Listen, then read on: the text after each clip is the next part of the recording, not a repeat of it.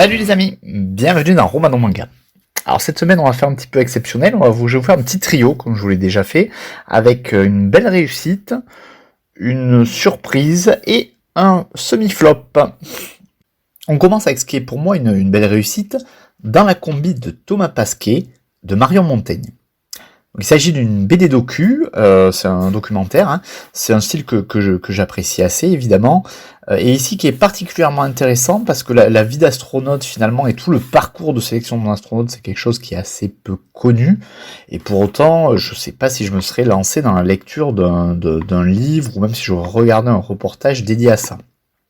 Alors afin de faciliter notre accès, notre découverte de cet univers, l'autrice a pris le parti de l'humour, avec beaucoup d'humour, donc c'est très agréable, donc il y a beaucoup d'informations techniques, très précises, on est vraiment sur quelque chose qui a été documenté, elle a rencontré plusieurs fois Thomas Pesquet, et bien sûr elle s'est beaucoup documentée, donc il y a beaucoup de choses très techniques, mais beaucoup d'humour, donc ça fait passer le message, et franchement c'est un grand succès.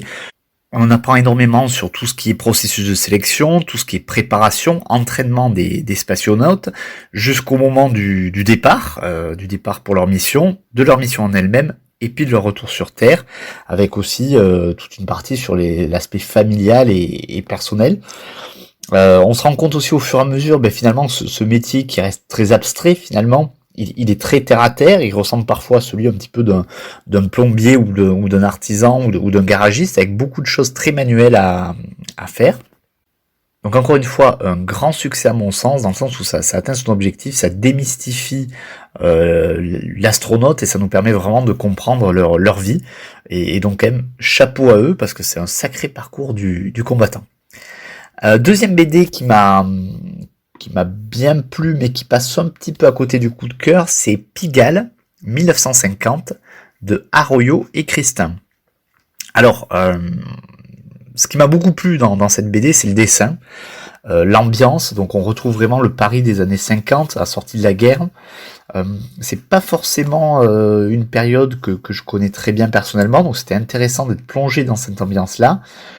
Pour résumer très vite, donc c'est l'histoire d'un jeune homme qui part de son Aubrac natal pour découvrir Paris. Il a 18 ans et donc il découvre les charmes de Pigalle. Et voilà, il va travailler dans le quartier, puis il va se faire embringuer, si je puis dire, dans différentes opérations, voilà, avec le milieu de Pigalle.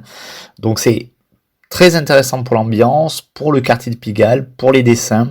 Le bémol, c'est le scénario qui est pas forcément à la hauteur et qui fait que l'histoire est un petit peu oubliable. Et donc pour finir la déception, donc Mashle, un manga de Hajime Komoto.